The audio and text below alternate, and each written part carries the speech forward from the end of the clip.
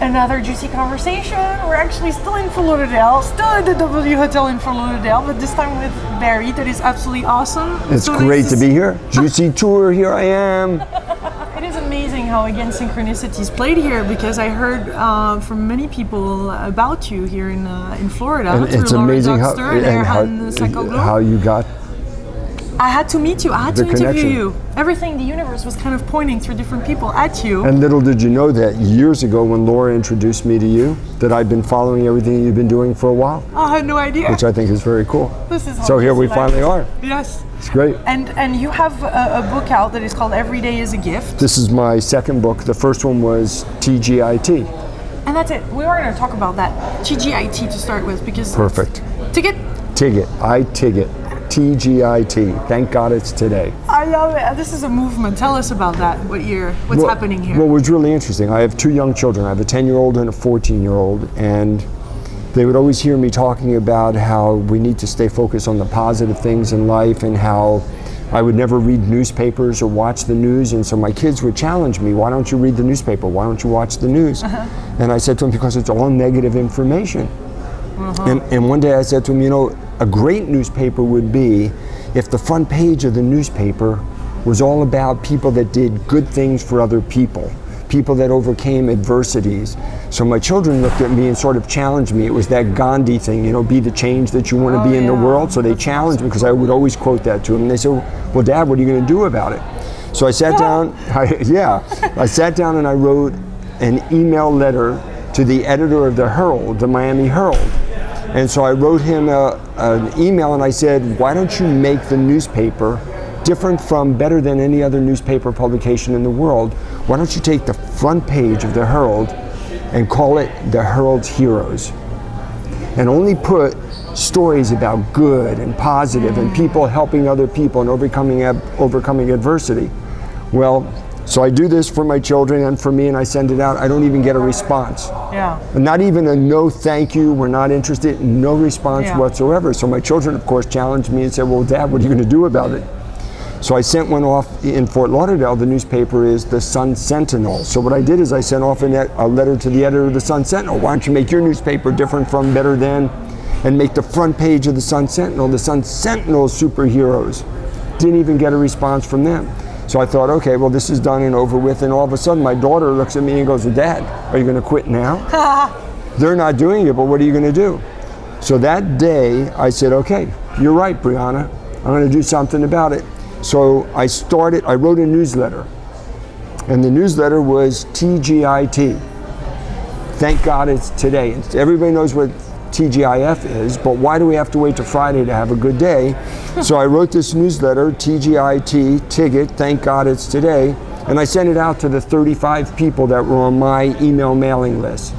Now, every Monday, now it's been, I just wrote my 177th week in a row Tig-it newsletter, and anywhere between 5,000 to 10,000 people a week open up and read that newsletter. Very cool. And so from the newsletter came my first book and then my second book. Amazing how life feels like that. So that's how the Tig-it movement got started. That's huge. Yeah, it's wild. And my kids, of course, are proud of me. I'm proud of me that I didn't just talk the talk, I actually walked the talk and did something. And it's also to take leadership like that, and that's also what the Juicy Tour is about, is really that we're seeing that we're the leaders and we are the ones that we've been waiting for. You're taking action. Taking action, huh? Yeah. And for me, the Tig-it idea, the whole idea of having a gratitude and an appreciation for every day really came about when I was a younger man. I was teaching at the University of Florida, and I thought that everything in my life was going as good as life could get. Teaching at the University of Florida, I was at the time a professional racquetball player. Life was just really good for me.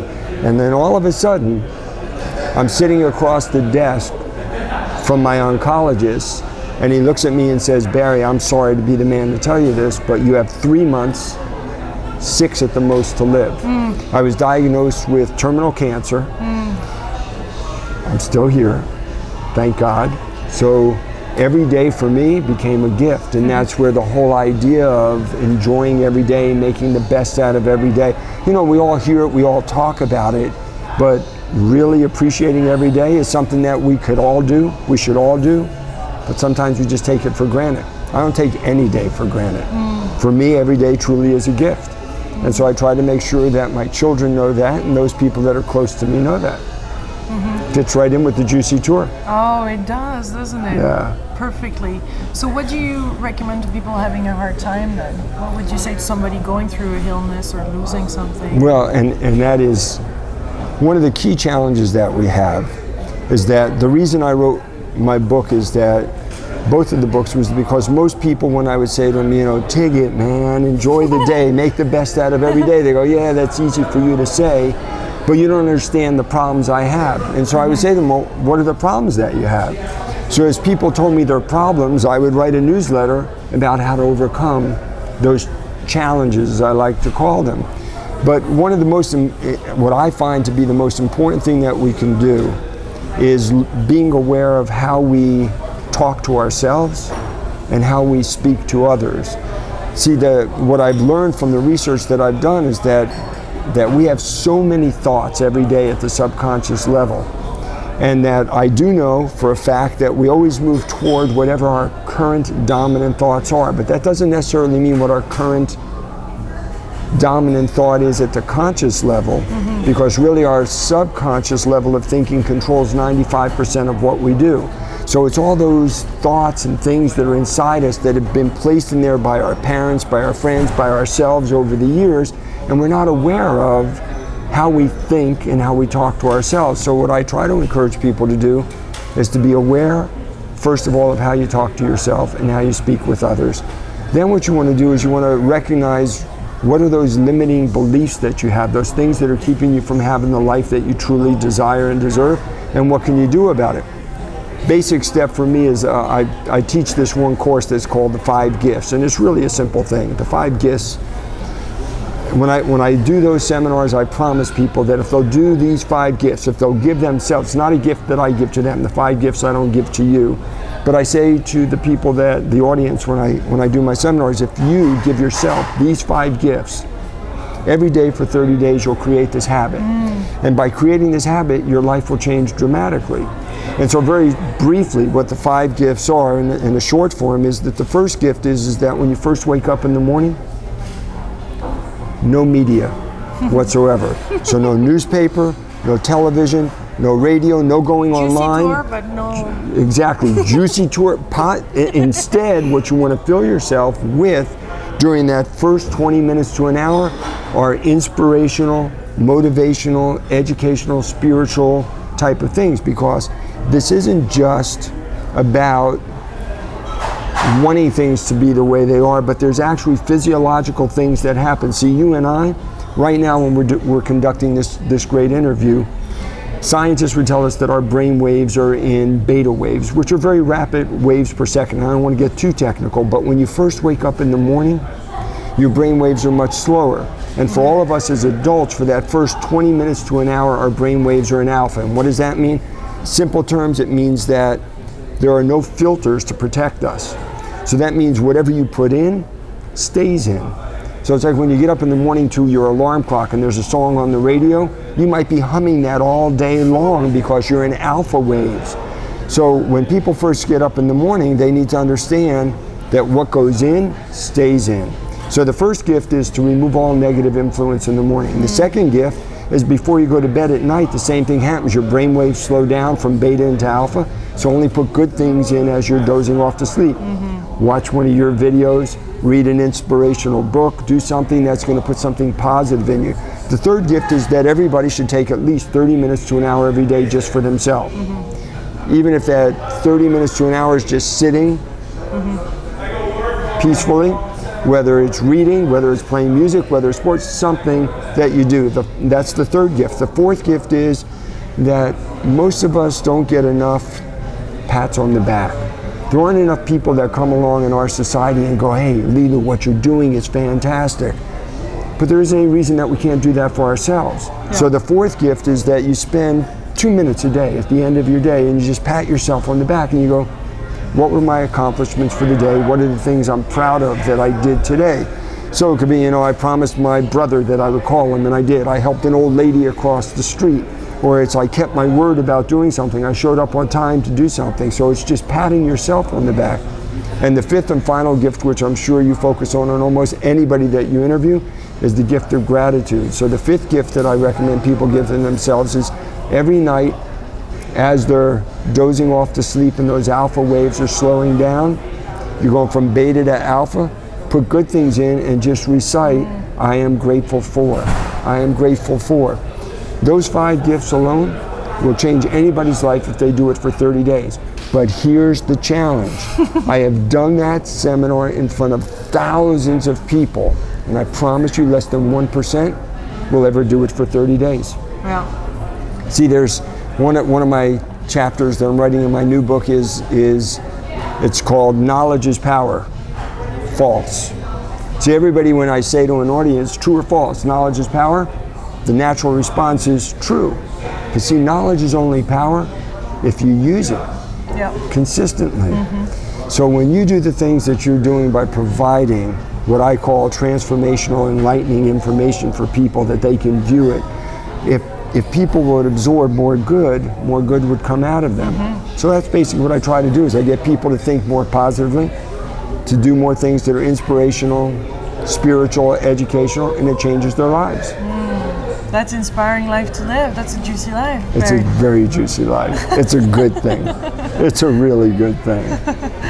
And everybody, and here's the amazing thing, everybody has the ability to live that kind of life. Yeah. It's all a choice. Yeah. The toughest thing is to helping people make the correct choices for themselves. It's hard enough to do it for myself. To help other people do it is a very challenging thing. So all you can hope to do is inspire them, right? Well, you're inspiring us right now. Thank you. I'm doing my best. It's a pleasure. Thank you, thank you. Thank you. This is a gift. No, from me to you as well. It's a pleasure to meet you. Educational too, and very practical. It's, and I'm glad you said that, because I'm a big fan of The Secret. I don't want to take anything away from The Secret. It's great.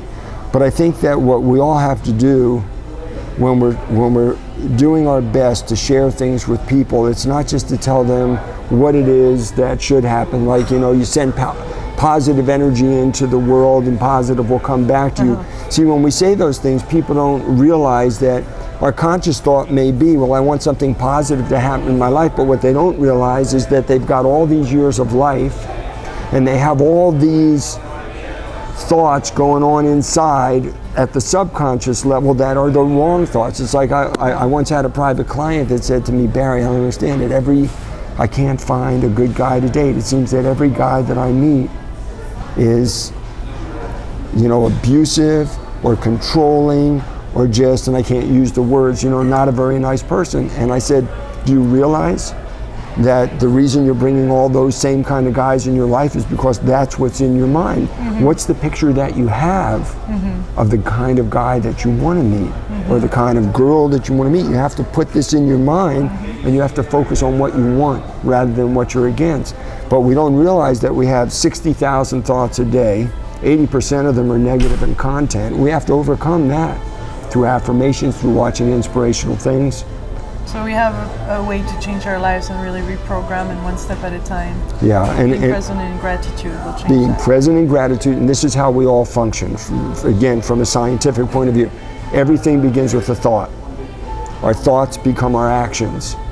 Our actions done repeatedly create our habits. And all of our habits combined are our character, who we are. If we want to change something about our character, we have to start with how we think.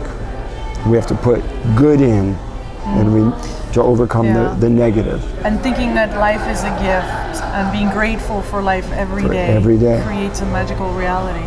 May I share one more thing with you? Yeah. After I sat there with my oncologist, he told me, Barry, you have 3 months, 6 months to live. Yeah. My oncologist said to me, Barry, there are these groups of people that, just like you, are terminal cancer patients. And he said, these people get together and what they do is they know they're all going to die. So what they do is they go out and they do things that they would have never done before.